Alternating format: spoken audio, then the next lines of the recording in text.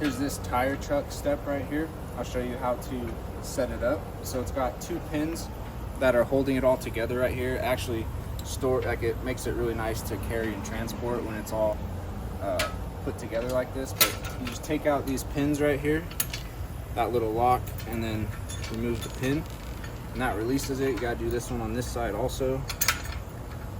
So with both of those out, then now you're ready to set it up. So just take it and hook this end over the top of the tire, just like that. Oh, and then let me show you this. You got these 2 little protective pieces right here. So like this is a big rim, and it'll hit right on the rim. And so if it's gonna make contact with the rim, just make sure to line up those 2 pieces right there with the rim.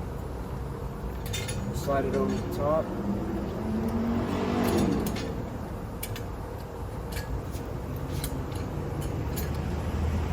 Just like that. Now you've got a nice solid step to get up into the bed of your truck. And when you're done using it, just take it off, collapse it, put the pins back in, and you're good to go.